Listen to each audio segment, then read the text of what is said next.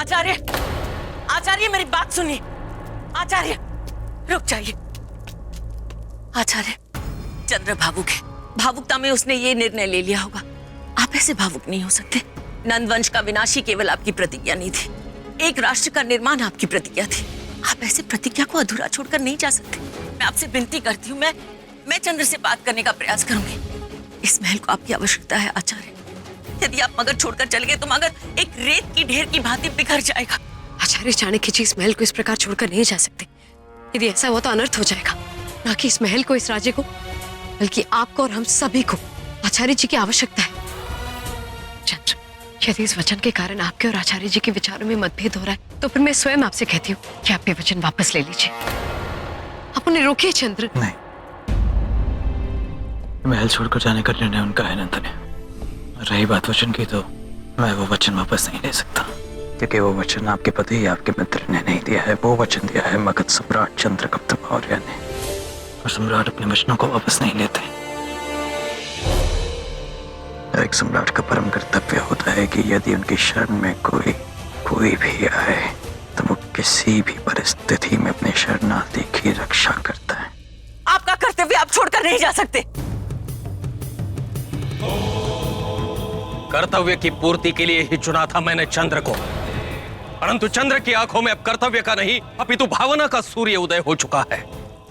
क्षमा कीजिए राजमाता, अब मेरा इस राजभवन में रहना संभव नहीं होगा, क्योंकि यदि मैं यहाँ रहा तो या तो चंद्र का वचन पूर्ण हो जाएगा या वर्षों पहले ली गई मेरी प्रतिज्ञा, और मेरी प्रतिज्ञा को पूर्ण करने के लिए मुझे जाना ही होगा। अब चंद्र का और मेरा मार्ग एक नहीं रहा, हमारा लक्ष्य एक नहीं रहा, और जब हमारे विचार ही एक नहीं रहे तो मेरा इस राजभवन में रुकना संभव नहीं होगा। आज्ञा दीजिए राजमाता।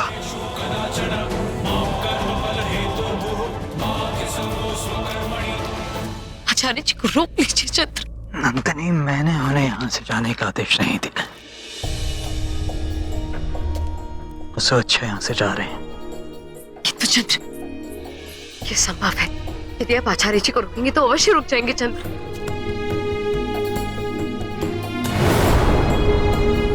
अब बात को समझने का प्रयास करें नंदनी। आचार्य बस भावुक हो रहे हैं। अच्छा यही होगा कि यदि हम उन्हें अकेला छोड़ दें।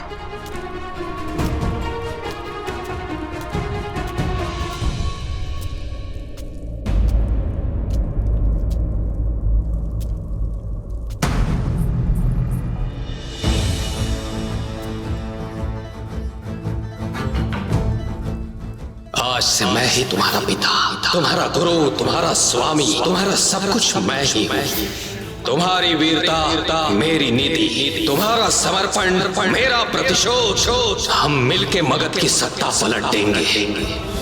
तुम्हारा कोई भी निर्णय हृदय से जुड़ा नहीं होगा।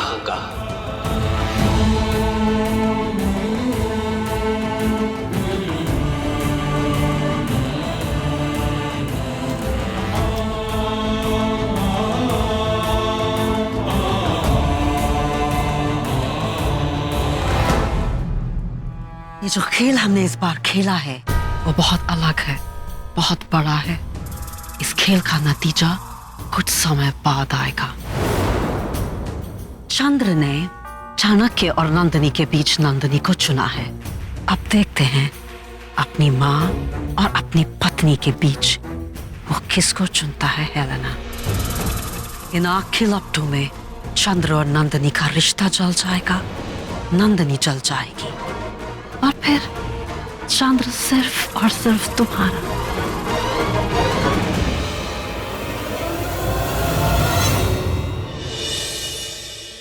छाया, क्या आपने मलेकेतु की माँ को पत्र लिखा? सब कुछ कुशल तो है ना वहाँ? कदाचित वो अपने पुत्र और पुत्रवधू के बिना बहुत ही अकेली हो गई होंगी। मेरी मानो तो आपको अवश्य उन्हें उनके हाल चाल पूछने के लिए एक पत्र लिख देना चाहिए। हाँ हाँ नंदिनी, छाया को मलय की माता को पत्र अवश्य लिखना चाहिए, किंतु उसके बाद उस पत्र का उपयोग करके तुम इस महल से किसे बाहर निकालने वाली हो? अद्भुत खेल रचा है तुमने उस वचन के द्वारा। जो कार्य स्वयं ब्रह्मा जी नहीं कर सकते थे वो तुमने करके दिखा दिया। आज आचार्य जी को तुमने चंद्र की विरुद्ध कर दिया। अब तुम्हारी सूची में कौन है? मैं या फिर माँ हेलेना या छाया? बोलो नंदिनी, आखिर तुम्हारी योजना क्या है? मुझे बताओ। अब कदाचित मैं तुम्हारी सहायता कर सकती हूँ इसमें। मेरा पुत्र तो अब मेरा नहीं रहा। हाँ, तुम्हारा पति अवश्य ही हो चुका है। यदि तुम चाहती हो कि हम इस महल से बाहर निकल जाए तो निश्चिंत रहो, वैसा ही होगा जैसे तुम चाहती हो। इसके पश्चात कम से कम मेरा पुत्र मुझसे विवाद तो नहीं करेगा, मुझसे कोई प्रश्न तो नहीं पूछेगा। ऐसी कोई स्थिति तो उत्पन्न नहीं होगी जहां मुझे मेरे पक्ष में एक स्पष्टीकरण को प्रस्तुत करना पड़े। ये क्या कह रही है माँ? क्या आपको सचमुच ऐसा लगता है कि आपके अनुपस्थिति में मैं प्रसन्न रहूंगी? मैंने पहले भी तुम्हें सतर्क किया है नंदिनी, एक बार फिर कह रही हूँ तुम्हें, मुझे माँ कहकर संबोधित मत किया करो। ये शब्द तुम्हारे मुख से बनावटी प्रतीत होता है। एक और विनती है, मेरे परिवार से दूर रहो। यह सिंहासन तुम्हें ही भेंट हो। मैं अपने परिवार के साथ प्रसन्न हूँ।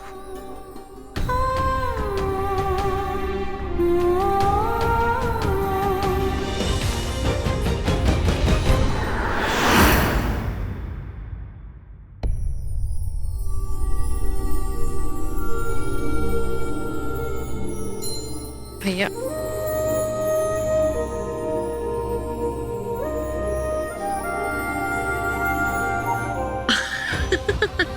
ये क्या आपने अपने स्वयं को उलझा दिया। आइए मैं निकाल देती हूँ। नहीं नंदिनी, मैं नहीं निकालूंगा इसको, मैं नहीं निकालूंगा। नंदिनी, कैसा लग रहा हूँ मैं? लग रहा हूँ ना बिल्कुल इस नकाबपोश की तरह।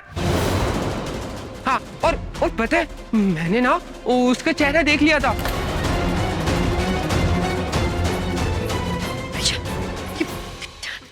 भैया मेरी बात ध्यान से सुनिए। आपने उस व्यक्ति का चेहरा देखा था? कौन सा व्यक्ति? भैया सुनिए, जिस व्यक्ति ने आप पर आक्रमण किया था, ये आक्रमण किया था ना, उस व्यक्ति का चेहरा आपने देखा था? हाँ देखा था। मतलब यदि वो आपके सामने आ जाए तो आप उसे पहचान लेंगे? पहचान जाऊंगा। तो जैसा कि मैंने आप सबको वचन दिया था कि न्याय होगा, तो आज न्याय होगा। मैंने कहा था कि जिस किसी ने भी पांडुकृत पर आक्रमण किया है, मैं उसे ऐसा दंड दूंगा कि वो जीवन भर याद रखेगा। हालांकि मैं ये तो जानता हूँ कि वो हम में से ही कोई है, हमारे बीच ही प्रस्तुत है, किंतु मैं नहीं जानता कौन है वो। परंतु सौभाग्यपूर्ण, जब उस व्यक्ति ने पांडुकृत पर आक्रमण किया था तो पांडुकृत ने उसका चेहरा देख लिया था। और अब न्याय होगा। अब उसे दंड दिया जाएगा। पांडुकृत किस सबके समक्ष लाया जाए? पांडुकृत, मैंने आपसे कहा था ना कि जिसने भी आपको हानि पहुंचाई है, मैं उसे दंडित अवश्य करूंगा, है ना? आपको भयभीत होने की आवश्यकता नहीं है, मैं हूं ना आपके साथ। अब तनिक भी चिंतित मत होइएगा। बस मुझे बताइए कि वो है कौन?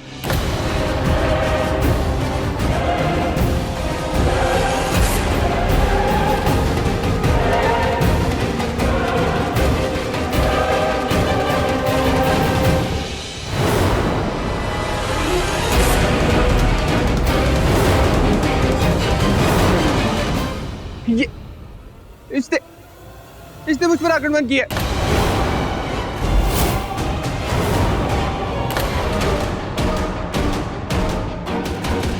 तुम कैसी बातें कर रहे हो?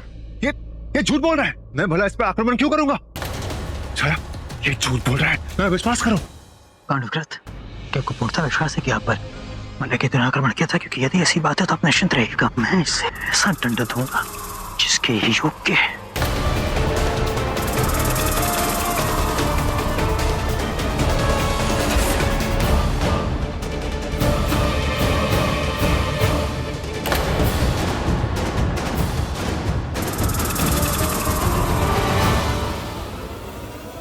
नहीं, इसने नहीं किया।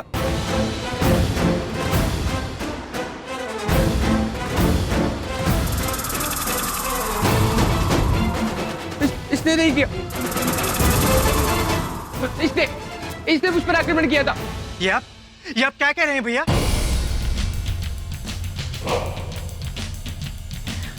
भैया ये आप क्या कह रहे हैं भैया? ध्यान से देखिए, आपने मुझसे कहा था ना जिसने आप पर आक्रमण किया था, आपको स्मरण है? आपको याद है ना उसकी?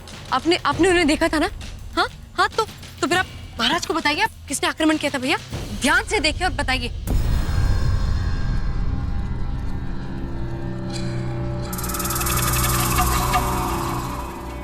वो इसने, हाँ, इसने मुझ पे आक्रमण किया था। मैंने नहीं किया चंद्र, यकीन मानो चंद्र। मैंने आक्रमण किया था चंद। मैंने सबको मूर्ख बनाया। पांडुगत ने चंद को मूर्ख बनाया। पांडुगत ने मूर्ख बनाया चंद्र को। वाह चंद्रमा, यही देखना शेष रह गया था। तुम्हारे पत्नी के विकसित भाई ने तुम्हारे परिवार के सदस्यों पर आरोप लगाया और तुमने उसकी बात को सत्य मानकर हमें इस तरह कटघरे में खड़ा कर दिया। क्या हम विश्वास पात्र नहीं रहे? आश्चर्य की बात तो यह है कि एक विक्षिप्त के प्रश्नों के सामने आज तुम्हारी माँ, तुम्हारी बहन, तुम्हारा पूरा परिवार जवाब दे रहे हैं। मैं आप सबसे क्षमा चाहूंगा। मेरा उद्देश्य किसी की भावनाओं को ठेस पहुंचाना नहीं था। मैं तो केवल सत्य को सबके समक्ष लाना चाहता था। तो बस चंद्र, मैं अब एक और शब्द नहीं सुनना चाहती।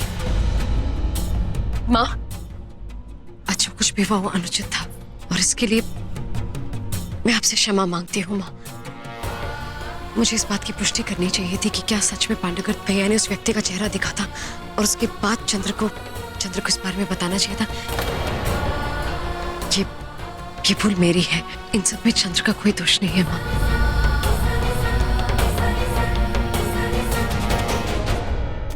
माँ,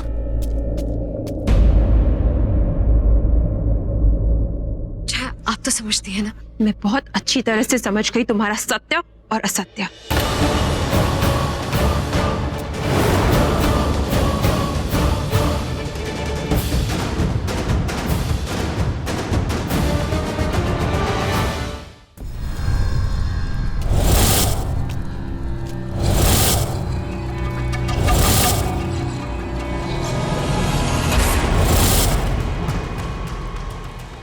तुम्हारे चेहरे का उड़ा हुआ रंग देखकर लग रहा है कि भैया ने किस प्रकार तुम्हें जकड़ रखा। क्या हुआ? आश्चर्य हुआ? किंतु तुम निश्चिंत रहो, मैं यहाँ तुम्हारे प्राण लेने नहीं आया। मैं बस तुम्हें समझाने आया था। कैसा लगता है जब कोई अपना होने का दावा करता है और सब प्राप्त होते ही पीठ पीछे आक्रमण करता है। चाहता तो सबको बता सकता था कि तुमने पीठ पीछे आक्रमण किया, किंतु नहीं, मैंने नहीं बताया क्योंकि मैंने सोचा तुम्हें तुम्हारे ही सुर में उत्तर देना चाहिए। तुम मुझे गलत समझ रहे हो। यदि मैं तुम्हें मारना चाहता था ना, तो तुम इस समय मेरे सामने खड़े नहीं होते। ये सब मेरी एक योजना थी। चंद्र और चाणक्य को तुम पर संदेह हो गया था। ये कहीं ना कहीं बिंदुसार की अपहरण में तुम्हारा हाथ है और इस संदेह को दूर करने के लिए मैंने तुम पर आक्रमण किया। और अब देखो, तुम संदेह के दायरे से दूर हो और मेरे आक्रमण की चिंगारी ने चाणक्य के अस्तित्व को जलाकर राख कर दिया। हमारे रास्ते का सबसे बड़ा कांटा आज इस महल में नहीं है, हमेशा हमेशा के लिए यहां से जा चुका है। बस याद रखना, इस बात की भनक किसी को नहीं पड़नी चाहिए कि हम दोनों साथ में मिले हुए हैं, खास करके अपमा और हेलेना को। तुम सत्य कह रहे हो मलय। हम दोनों का उद्देश्य एक ही है और निकट है, चंद्रगुप्त मौर्य की हत्या। चंद्रगुप्त मौर्य के वंश का सर्वनाश। कुछ दिनों की बात है, हमारी सेना मगध पहुंच जाएगी। उसके बाद युक्त योजना से हम मगध पर आक्रमण करेंगे। तब मैं स्थिति को अपनी मुट्ठी में ले पाऊंगा। तुम्हें किसी भी स्थिति को अपनी मुट्ठी में लेने की कोई आवश्यकता नहीं है मलय। और यदि तुम्हें ऐसा लगता है कि तुम चंद्र की हत्या स्वयं कर दोगे तो भूल जाओ। अगर तुम में इतना ही बल होता ना, तो तुम अपने राज्य को अपने हाथ से नहीं जाने देते, ना ही तुम्हें महल में रहने के लिए उस छाया के तलवे चाटने होते। चंद्र की हत्या तय है, सिर्फ मेरे हाथों। एक क्षण मेरे उद्देश्य में साथ देते देते कहीं तुम स्वयं को मगध का राजा तो नहीं समझ बैठे। तुम मगध के तो क्या, किसी भी राज्य के राजा बनने योग्य नहीं हो।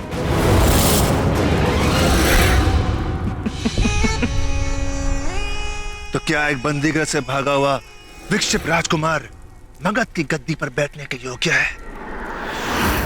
और तुम मुझसे इस स्वर में बात कर रहे हो, मुझसे?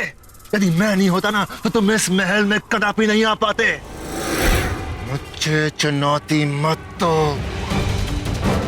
अब मैं देखता हूं कि तुम अपने उद्देश्य तक कैसे पहुंच पाते हो।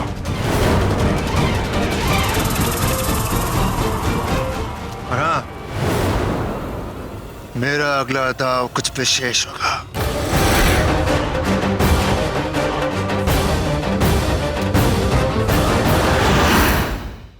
चंद्र चलिए, हमें जाकर सब माँ से क्षमा मांगनी चाहिए। हमें चलकर माँ को मनाना चाहिए। जो कुछ भी हुआ वो ठीक नहीं हुआ, सबकी भावनाओं को ठेस पहुंचा है। माँ फिर से रुष्ट हो गई हैं। जो कुछ भी हुआ मेरे कारण हुआ, सब कुछ मेरी भूल थी। मुझे कुछ भी करने से पहले आश्वासित करना चाहिए था। फिर से माँ इतनी क्रोधित हो गई तो मैं क्या करूँ? माँ रूठी हुई अच्छी लगती है, यही सब कहना चाहती है ना आप? चंद्र, ये विषय बहुत ही गंभीर नहीं है। आइए, पर अब आराम से यहाँ बैठ जाइए। अब आराम करें और अब शांत भाव से सोचिए, क्या जो कुछ भी हुआ उसमें आपका स्वार्थ भाव नहीं था तो फिर आप स्वयं को दोषी कैसे ठहरा सकती हैं नंदिनी? देखिए, आपके भाई पांडुग्रत पर आक्रमण होने के बाद सब उतारू हैं कि शीघ्र अतिशीघ्र वास्तविक अपराधी तक पहुंचा जाए, और उसी बात की प्रतिक्रिया दिखाते हुए आपने वही किया जो आपको उचित लगा। जो बात आपने सुनी उसकी सूचना आपने मुझ तक पहुंचाई, और फिर मैंने भी वही किया जो मुझे उचित लगा। हम सबका दोष केवल इतना है कि हम बार बार ये बात भूल जाते हैं कि आपके भाई पांडुग्रत की मानसिक स्थिति ठीक नहीं है। और देखिए, उन्होंने अपनी दृष्टि से जो किया वो उनकी दृष्टि से उचित था। उन्हें तो लगा कि वो एक खेल खेल रहे हैं, तो हम उन्हें भी दोषी नहीं ठहरा सकते। किंतु चंद्र, हमने अवश्य ही सबको ठेस पहुंचाई होगी ना? नंदिनी, मैं बात को समझता हूँ, माँ है वो मेरी, किंतु आप भी बात को समझने का प्रयास करें कि कभी कभी जीवन में कुछ ना करना ही उचित होता है। यदि अभी हमने जाकर माँ को मनाने का प्रयास किया तो संभवतः उनका क्रोध और बढ़ सकता है, संभवतः बात बिगड़ सकती है। तो हमारे लिए उचित यही होगा कि अभी हम कुछ ना करें, बस बात को थोड़ा समय दें ताकि समय अनुसार उनका क्रोध शांत हो जाए। और फिर आप बार बार ये बात कैसे भूल जाते हैं कि आप उनके पुत्री हैं? उनके हृदय में आपके प्रति कितना प्रेम है, और आपके हृदय में भी उनके प्रति कितना प्रेम है। केवल वही क्या, सब आपसे बहुत प्रेम करते हैं, आप सबसे बहुत प्रेम करती हैं। आप माँ से बहुत प्रेम करती हैं, हमारे पुत्र बिंदुसार से बहुत प्रेम करती हैं, अपनी बहन मालती से बहुत प्रेम करती हैं, मेरी बहन छाया से बहुत प्रेम करती हैं, और तो और आप हेलेना से भी प्रेम करती हैं। और किसी से प्रेम नहीं करती मैं। है ना? और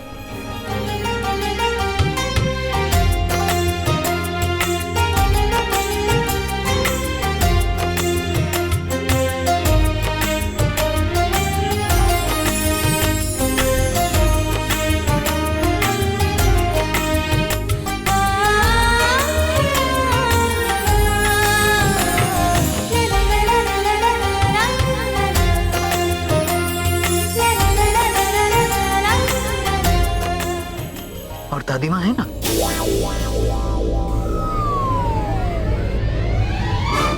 क्या? दादी माँ से?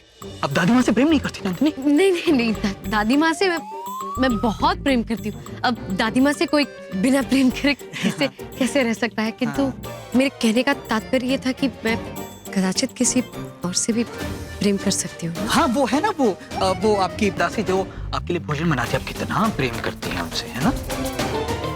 अरे क्या हुआ, कहाँ जा रही हैं आप? मैंने क्या किसी सदस्य का नाम नहीं लिया क्या? कोई और भी है जिससे आप अत्यंत प्रेम करती हैं? हाँ है ना, वो मेरा मित्र। और मेरा मित्र मुझसे बार बार कहता है कि कई बार प्रश्नों के उत्तर कहे नहीं जाते हैं, मौन रहकर भी उन्हें समझा जा सकता है। मुझे बहुत निद्रा आ रही है, रात्रि हो गई, इसलिए मैं सोने जा रही हूँ।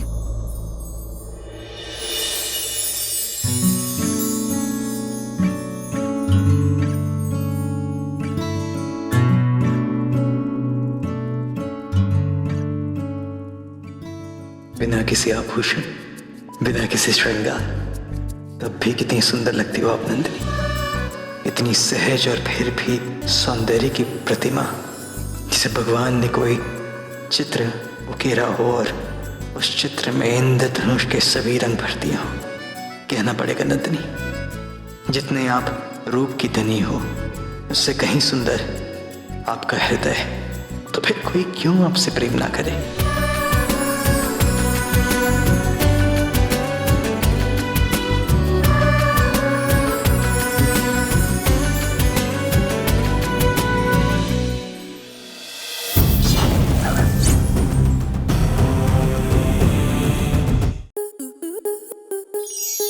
स्टार प्लस के ऐसे ही और बेहतरीन लम्हे देखने के लिए सब्सक्राइब करें हमारे YouTube चैनल को।